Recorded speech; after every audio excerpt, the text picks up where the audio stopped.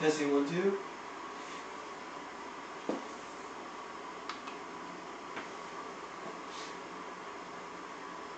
Hello. Alright, there we go.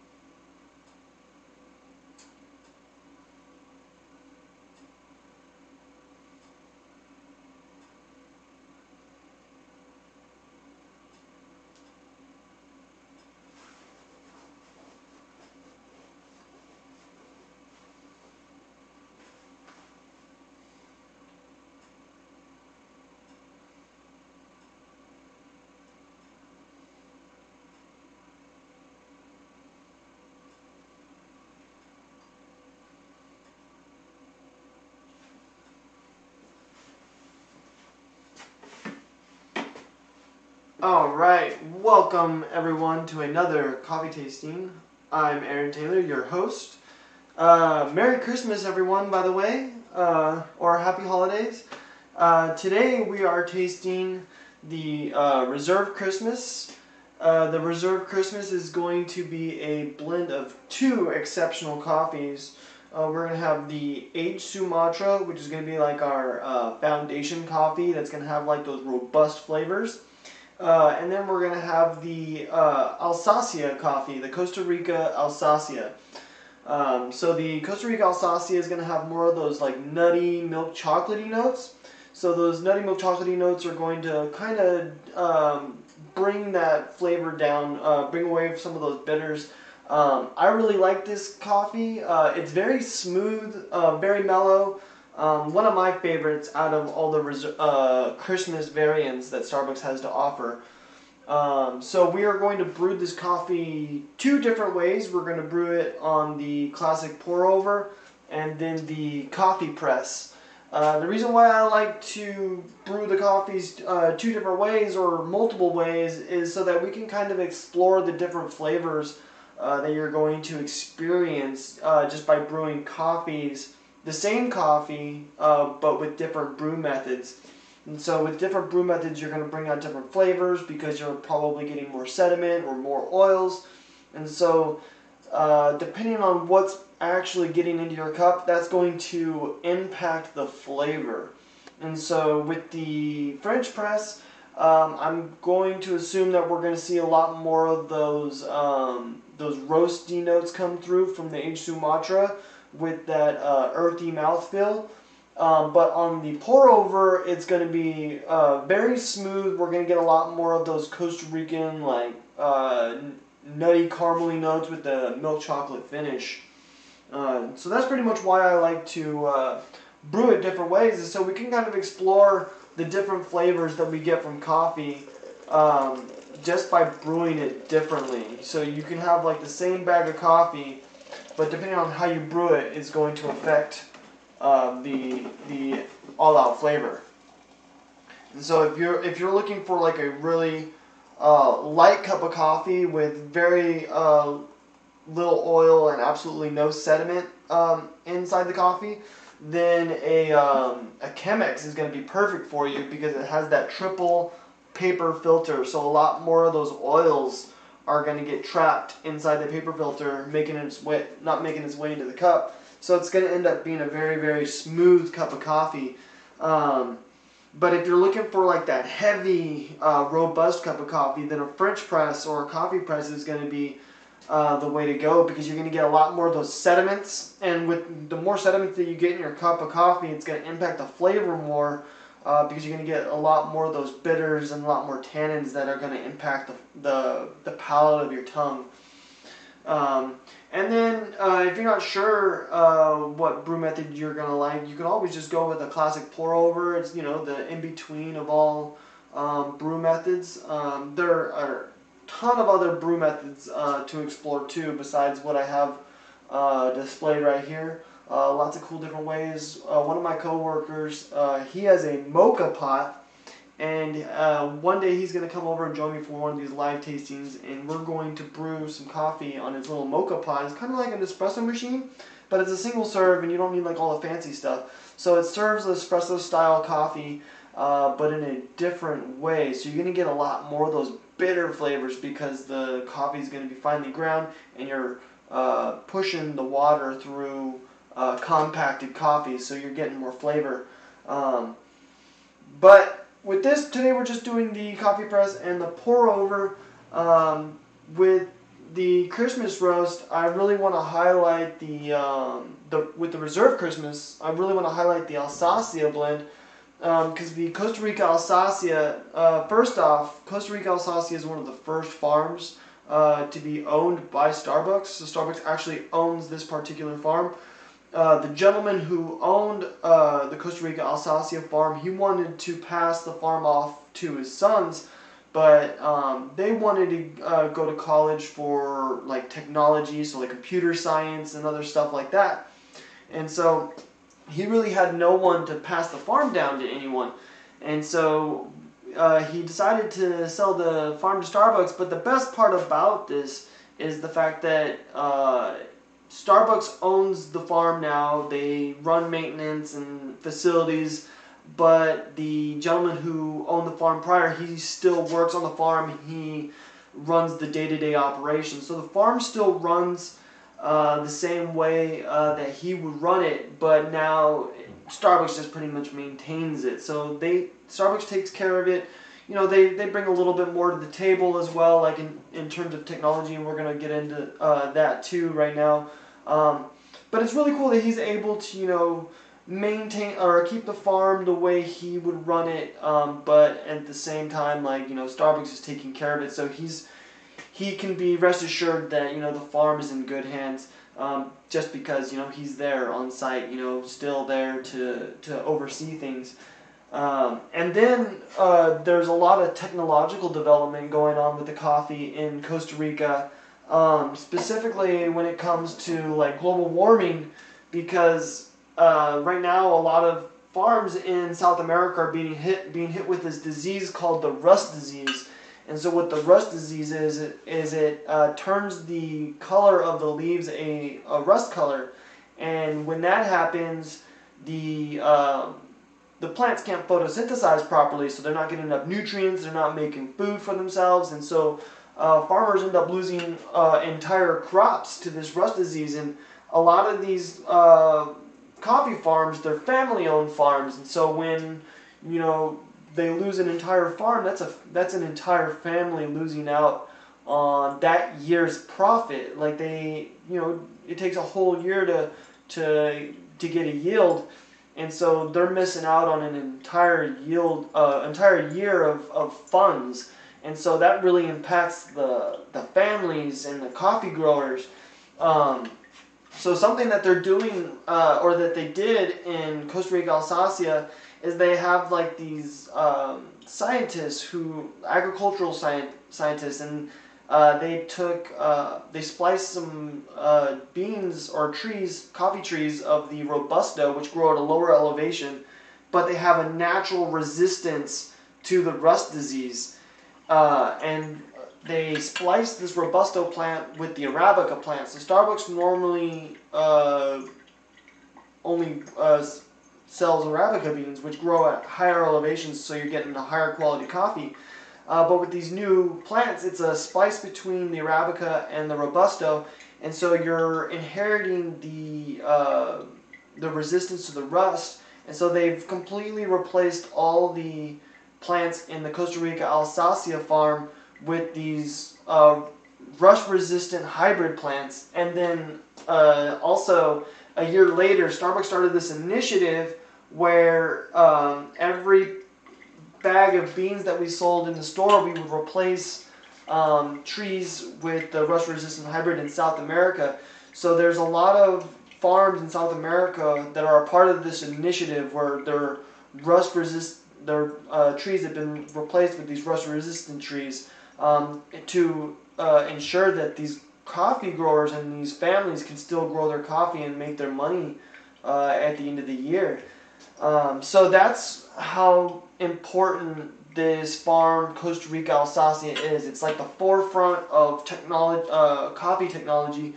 And the best part about this kind of technology is it doesn't have to stay within the coffee world. These kind of technologies can be applied to other things with other types of plants and food that are being impacted by global warming. We can, take this technology that we're learning and develop it in other parts of agriculture. So it's really cool to see how coffee has such a major impact on not just like the culture of the communities where it comes from, and not just like the economy, but even technology. You wouldn't think that coffee would impact technology, but in a world that we live in today where things are changing, and we have to keep up with the changing weather, we are coming up with these ways to continue to grow coffee even through these diseases that the plants are experiencing. So it's really cool to be a part of that, and it's really cool to be able to share that story with you guys, because we're living in a time where adaptation is important, and technology has to be part of that adaptation because it's happening so fast that adaptation doesn't happen on its own at this such pace. So we have to kind of like help it. And so that's what this is all about with the technology of like splicing two trees. And we're not like genetically modifying with genes and stuff like that. We're just taking two different trees that have different traits, and we're putting them together and letting them grow as one to create a new hybrid. And so that's what that's all about. So it's really cool to see these different types of technology that we're able to come up with. And it's not new technology either. It's just it's old technology that we're applying to different parts of agriculture, and then also looking for certain traits that we want from different plants. So like, because we wanted the rust-resistant trait, we took a Robusto coffee tree and spliced it with a Arabica coffee tree. So we're not like going outside the coffee genome or anything like that. We're just choosing a different variant or strain of coffee and splicing the two. So that's what that's all about. So it's really cool to see how we're able to do that and help nature along with evolution through simple splicing. Something that can actually happen in real life on its own. It would be very rare, but it could happen. So with the French press, I'm going to assume that we're going to get a lot more of the earthy notes with the roastiness of the aged Sumatra. So one of the first things I'm going to go ahead and do is I'm going to sniff my coffee. Ooh, that's actually really nice. I think I'm actually going to like the French press on this one much better than the pour over, because this coffee is so light that the French press is going to darken it up a little bit, so that it has a little bit more flavor, because on the pour over it might be a little bit too light, but we'll find out right now.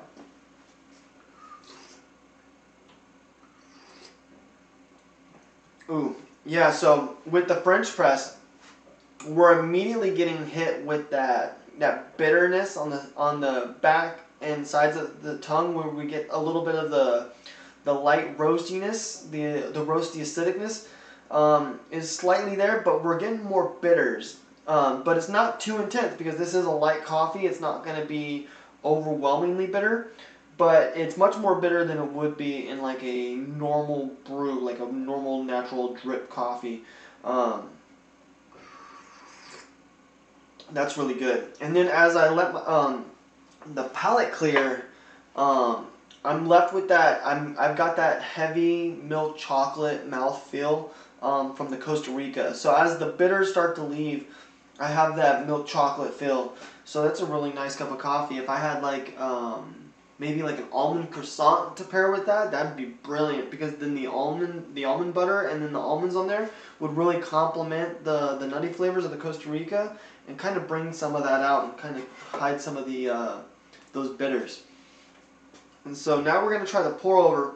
With the pour over, I'm going to assume that a lot more of that the light roastiness and maybe some more of the nutty flavors from the Costa Rica are going to come out.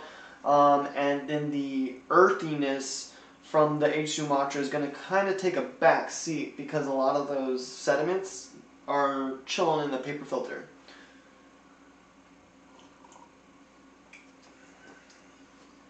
Oh yeah, so with this coffee, bitterness is almost non-existent. It's a little bit there, but the brightness of the roastiness, it's like a roasty acidicness on the sides of your tongue, kind of like takes over. So that's what you get initially with the pour over, is that immediate wash over the sides of your tongue. You get like that super acidicness, and then even right now, as my palate is cleared, I still have that flavor on the sides of my tongue, like it's sitting there.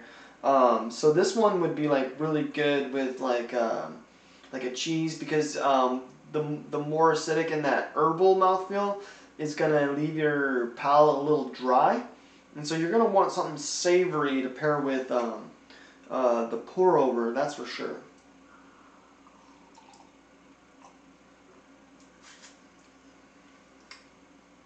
I get a little bit of that chocolate mouthfeel, but the chocolate definitely comes out a lot more in the French press.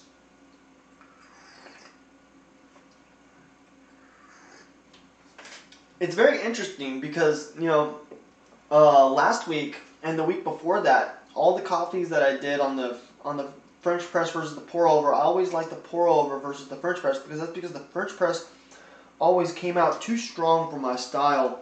I'm not a big fan of that super intense bitter mouth feel that you get after you like let the palate clear. But this coffee, because it's so light, on the coffee press, it is exceptional. It's got that necessary roasty bitterness, but it's not overwhelming like a normal dark roast coffee. And then that chocolatey mouthfeel that comes through at the end, like those bitter chocolate notes that come out. Just adding maybe just a touch of milk to this would be perfect, because then you're almost like if you add like a little bit of half and half, kind of bring out more of those chocolate notes, and almost make it taste like almost like a hot chocolate. Excuse me, a hot chocolate.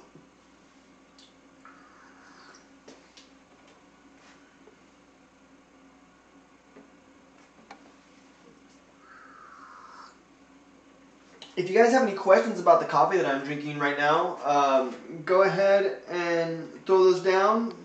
And then also, Merry Christmas, you guys, or Happy Holidays. Thank you guys for joining. It is a pleasure to have you guys join me on Christmas for this coffee tasting.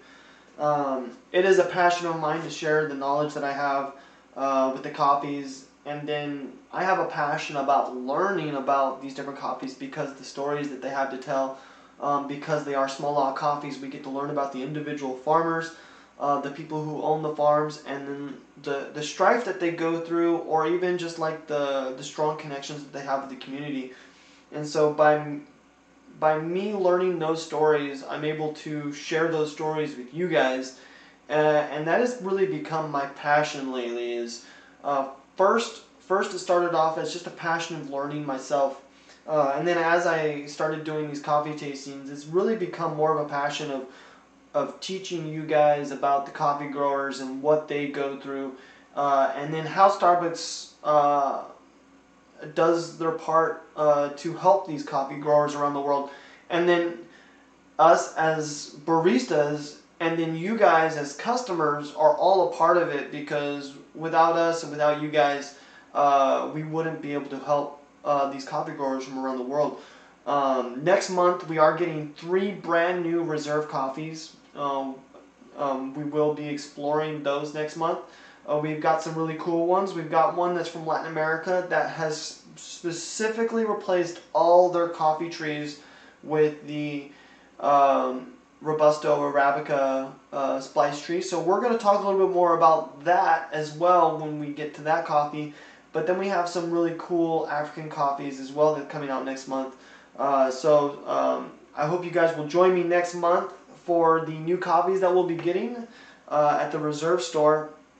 And then we'll also be exploring some more core coffees next month, just to kind of explore those flavors and how you can get a core cup of coffee and drink it, different brew methods to get that, say like, you could really make a medium roast, a bold cup of coffee just the way you brew it. So like if you go get a Colombian coffee and then you brew it on a French press, you're really going to bring out some of those bold bitter notes, and then because Colombia has those really dark milk chocolate, or not dark chocolate, but really heavy milk chocolatey notes towards the end with those nutty notes.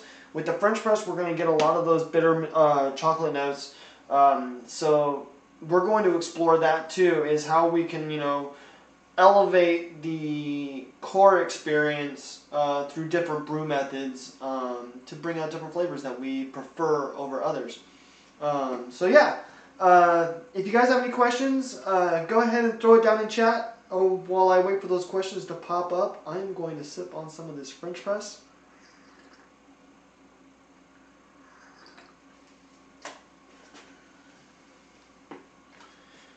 I hope everyone is having a great Christmas. It has been rough times as of lately.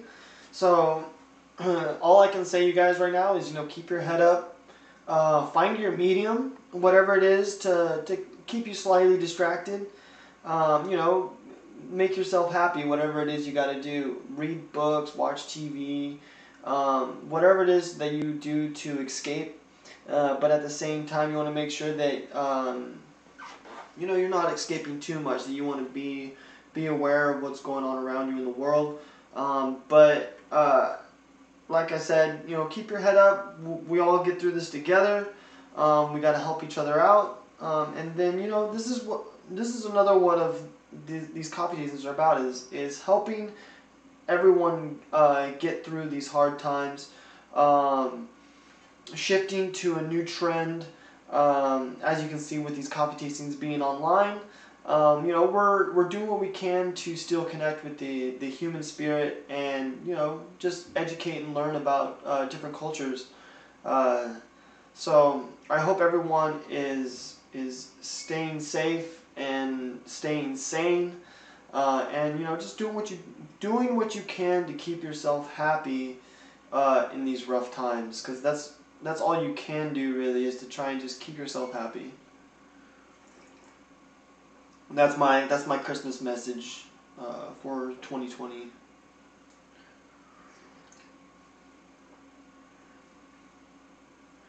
But this coffee press on the Christmas, it's key. This is the way to go. If you like a well balanced cup of coffee, bitter but not too bitter, the coffee press with the Christmas Alsacia is the way to go.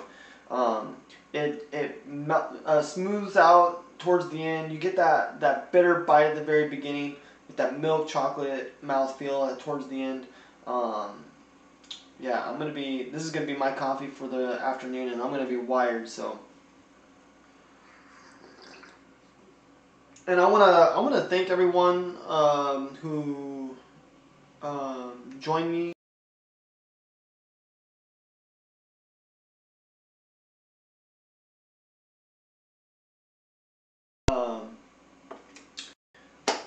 The video wouldn't be so great, but the video just paused, so I'll be right back, you guys.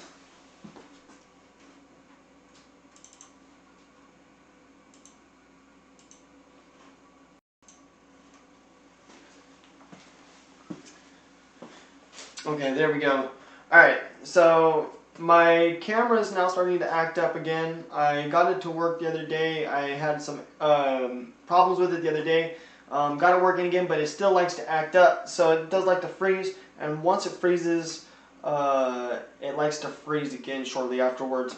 So I am going to call the live stream at that. So again, thank you all for joining. I hope you guys enjoyed the coffee tasting of the Christmas Reserve Alsacia, where we brewed it on the coffee press. And the pour over, if you're a bigger fan of the darker notes, I would prefer the coffee press. But if you like more of the bright herbal roasty notes, go with the pour over. You get a lot more of that acidic, bright roastiness coming out in the pour over. I prefer the coffee press. But again, thank you guys. Merry Christmas.